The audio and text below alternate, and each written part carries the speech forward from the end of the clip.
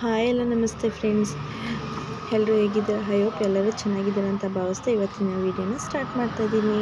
ನಾವಂತೂ ಚೆನ್ನಾಗಿದ್ದೀವಿ ಅಂತ ಹೇಳೋದು, ಚೆನ್ನಾಗಿಲ್ಲ ಅಂತ ಹೇಳೋದು ಗೊತ್ತಿಲ್ಲ.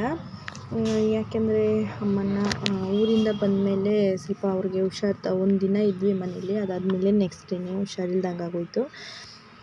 ಊರಿಂದ ಬಂದು ನೈಟು ಒಂದು ನೈಟ್ ಮನೇಲಿದ್ವಿ. ಅಂದರೆ ಬೆಳಗ್ಗೆ ಆಗಿ ಸಂಜೆ ಆಗೋಷ್ಟರಲ್ಲಿ ತುಂಬ ಸೀರಿಯಸ್ ಆಗಿಬಿಟ್ಟಿದ್ರು. ನೋಡಿದ್ರೆ ಇಲ್ಲಿ ಚೆಕ್ ಮಾಡಿಸ್ಕೊಂಡು ಹೋಗೋಣ ಅಂತ ಕರ್ಕೊಂಡು ಬಂದರೆ ಅವ್ರು ನೋಡಿದ್ರೆ ಫುಲ್ಲು ಇದಾಗ್ಬಿಟ್ಟಿದ್ದಾರೆ, ಸುಸ್ತಾಗಿದ್ದಾರೆ, ಅಡ್ಮಿಟ್ ಮಾಡಿ ಅಂತ ಹೇಳಿದರು. ಸರಿ, ಇಲ್ಲೇ ವರ್ತೂರ್ ಹತ್ರ ಇದೆ ಹಾಸ್ಪಿಟ್ಲ್ ಹೆಸರು ಹೇಳೋದು ಬೇಡವೋ ಗೊತ್ತಿಲ್ಲ, ಒಂದು ನರ್ಸಿಂಗ್ ಹೋಮ್ ಅಂತ ಹೇಳ್ಬೋದು. ಅಲ್ಲಿ ಅಡ್ಮಿಟ್ ಮಾಡಿದ್ವಿ. ಶಾಪಿಂದ ಹಾಗೆ ಬಂದುಬಿಟ್ಟು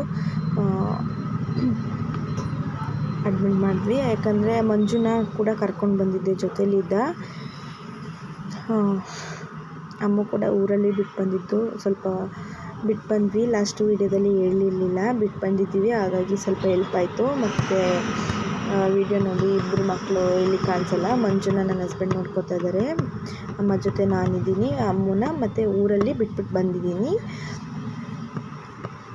ಅಲ್ಲಿ ಒಂದು ಡೇಗೆ ಆಲ್ಮೋಸ್ಟ್ ಹತ್ತಿರ ಒಂದು 15,000 ಆಯಿತು. ಸರಿ, ಇನ್ನೂ ಅವ್ರು ಹೇಳಿದ ಪ್ರಕಾರ ಇನ್ನೂ 3 ರಿಂದ 4 ದಿವಸ ಅಂತ ಹೇಳಿದ್ರು. ಬರೀ ಒಂದು ನೈಟ್ ಸ್ಟೇ ಮತ್ತು ಬೆಳಗ್ಗೆ ಸಂಜೆ 6ರಿಂದ ಮತ್ತು ನೈಟ್ 9ರವರೆಗೂ ಅಷ್ಟು ಬಿಲ್ ಆಯಿತು. ಸಂಜೆ 6ರಿಂದ ಬೆಳಗ್ಗೆ 12 ಗಂಟೆವರೆಗೂ ನೆಕ್ಸ್ಟ್ ಡೇವರೆಗೂ ಅಷ್ಟು ಬಿಲ್ ಆಯಿತು. ಸರಿ, ಇನ್ನು ಇಲ್ಲೇ ಮಾಡಿದ್ರೆ ಆಗಲ್ಲ, ಸರಿ ಬೇರೆ ಎಲ್ಲಾದರೂ ಕರ್ಕೊಂಡು ಹೋಗೋಣ ಅಂತ ಹೇಳಿದ್ವಿ. ಆಮೇಲೆ ಡಾಕ್ಟ್ರು ಕೂಡ ಸರಿ ಬೇರೆ ಕಡೆ ಚೆಕ್ ಮಾಡಿದ್ವಿ. ಅಲ್ಲಿ ಇನ್ನೊಂದು ಕಡೆ ಇಲ್ಲ, ಅಪಾಯಿಂಟ್ಮೆಂಟ್ ಇಲ್ದೇ ಆಗಲ್ಲ, ಮತ್ತು ಅಲೋ ಇಲ್ಲ ಅಂತ ಹೇಳಿದ್ರು. ಸರಿ, ಇಲ್ಲಿನೇ ಕರ್ಕೊಂಡು ಬಂದ್ವಿ, ಕೇರಪುರಂ ಹತ್ರ. ತುಂಬ ಚೆನ್ನಾಗೇ ಇದೆ ಹಾಸ್ಪಿಟಲು. ಸ್ವಲ್ಪ ಎಲ್ಲ ಟ್ರೀಟ್ಮೆಂಟ್ ತೊಗೋತಾರೆ. ಯಾಕೆಂದರೆ ಆಮೇಲೆ ಬೆಡ್ ಚಾರ್ಜು ಕೆಲವೊಬ್ರಿಗೆ ಇರುತ್ತೆ, ಕೆಲವೊಬ್ರು ಅಂದರೆ ಅದೇ ರೇಷನ್ ಕಾರ್ಡ್ ಇದ್ದವ್ರಿಗೆ ಬೆಡ್ ಚಾರ್ಜ್ ಇರೋಲ್ಲಂತೆ. ರೇಷನ್ ಕಾರ್ಡ್ ಇರೋರಿಗೆ ಬೆಡ್ ಚಾರ್ಜ್ ಇರೋಲ್ಲ, ಇಲ್ಲದೇ ಇರೋರಿಗೆ ಬೆಡ್ ಚಾರ್ಜ್ ಇರುತ್ತೆ. ಏನು ಅದು 200 ರುಪೀಸು ಪರ್ ಡೇಗಿರುತ್ತೆ.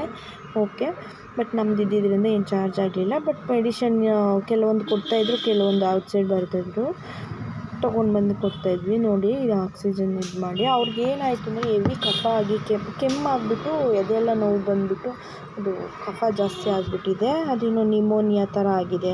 ನನಗೆ ಹೆಸರೇ ಅಂದರೆ ಎಲ್ಲೋ ಕೇಳಿದ್ದು ಆಗಿರ್ತಾಯಿತ್ತು ಚಿಕ್ಕ ಮಕ್ಕಳಿಗೆ ಎಲ್ಲೋ ಹಿಂಗೆ ವೀಡಿಯೋ ನೋಡುವಾಗ. ಬಟ್ ನಿಮೋನಿಯಾ ಅಂತ ಹೇಳಿದ್ರೆ ಏನಪ್ಪ ಅದು ಅಂತ ತುಂಬ ಟೆನ್ಷನ್ ಆಗಿ ಯೂಟ್ಯೂಬಲ್ಲೆಲ್ಲ ಚೆಕ್ ಮಾಡಿ ಆದಮೇಲೆ ಈ ಥರ ಅಂದ್ಕೊಂಡು ನನ್ನ ಹಸ್ಬೆಂಡ್ ಕೂಡ ಸ್ವಲ್ಪ ನೋಡಿದ್ರು. ಒಂದು ಕಡೆ ನಮ್ಮಮ್ಮ ನೋಡಿದ್ರೆ ಈ ಪೇಷಂಟಿಗೆ ಈ ಥರ ಆಗಿಬಿಟ್ಟಿದ್ದಾರೆ, ಈ ಕಡೆ ಅಮ್ಮನೂ ಬಿಟ್ಟು ಬಂದಿದ್ದೀವಿ.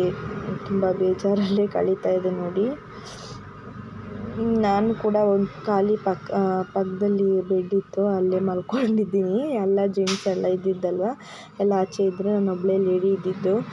ಜೆಂಟ್ಸ್ ಇದ್ದರೆ ಕಳಿಸ್ಬಿಟ್ಟು ಹೋಗಿ ಅಂತ ಹೇಳಿದರು. ಜೆಂಟ್ಸ್ ಯಾರೂ ಇಲ್ಲ ಅಂತೇಳ್ಬಿಟ್ಟು ನನ್ನ ಹಸ್ಬೆಂಡು ಮತ್ತು ನನ್ನ ಮಗನ ಕರ್ಕೊಂಡು ಬರೋಕ್ಕಾಗಲ್ಲ. ಬಟ್ ನಮಗೆ ದೂರ ಆಗುತ್ತೆ ಸ್ವಲ್ಪ ಅಪ್ ಆ್ಯಂಡ್ ಡೌನ್ಗೆ.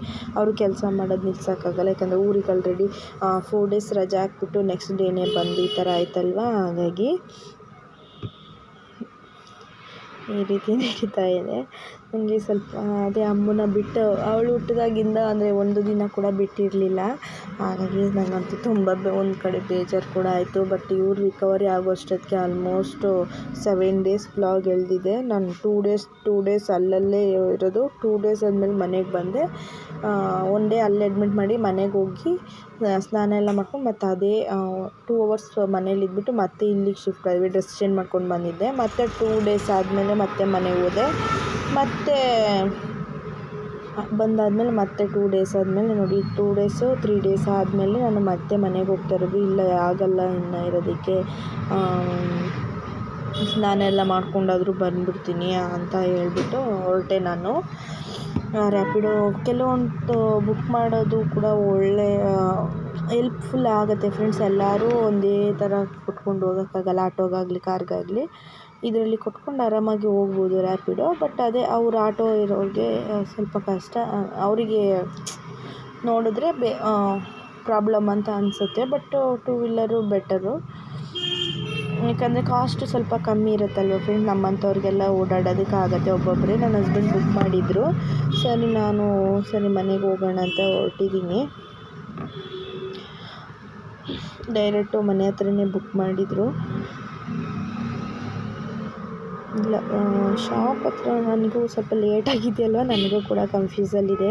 ಬಟ್ ಅದೇ ನಾನು ಏನು ನೋಡ್ತಾ ಇದ್ದೀನಿ ಅಂದರೆ ರೋಡ್ಗಳನ್ನ ನೋಡ್ಕೊತಾ ಇದ್ದೀನಿ. ಯಾಕೆಂದರೆ ಗಾಡಿ ಇದೆ ಫ್ರೆಂಡ್ಸ್, ಬಟ್ ನಮ್ಮ ಕಾರ್ ಕೂಡ ಹಾಸ್ಪಿಟ್ಲ್ ಹತ್ರನೇ ನಿಲ್ಲಿಸ್ಬಿಟ್ಟಿದ್ದೀವಿ. ಇನ್ನೇನು 2 days 3 days ಅಂತ ಒಂದು ನರ್ಸಿಂಗ್ ಹೋಮಲ್ಲಿ ಹೇಳಿದ್ರಲ್ವ, 2 days 3 days ರಿಕವರಿ ಆಗ್ತಾರೆ ಇದು ಅಂತ. ಸೇಮ್ ಮೆಡಿಷನ್ ಇವರು ಕಂಟಿನ್ಯೂ ಮಾಡಿದ್ರು. ಬಟ್ ಅಲ್ಲಿ ಏನಾಯಿತು ಅಂದರೆ 7 days ಹೇಳಿದ್ರು ಫ್ರೆಂಡ್. 7 days ರಿಕವರಿ ಆಗೋಕ್ಕೆ ಇವ್ರು ಟೈಮ್ ತೊಗೊಂಡ್ರು. ಪ್ರೈವೇಟಲ್ಲಿ ಆ ಥರ ಹೇಳಿದ್ರು. ಬಟ್ ಇವ್ರು 7 days ಅಂದರೆ ಅವರು 7 days ಅಂತ ಏನು ಹೇಳಿಲ್ಲ. ಅಂದರೆ ನಾವು ಡಿಸ್ಚಾರ್ಜ್ ಆದಮೇಲೆ ಬಂದಮೇಲೆ ವೀಡಿಯೋ ಇದು ಮಾಡ್ತಾ ಇರೋದ್ರಿಂದ 7 days ಅವ್ರು ತೊಗೊಂಡ್ರು.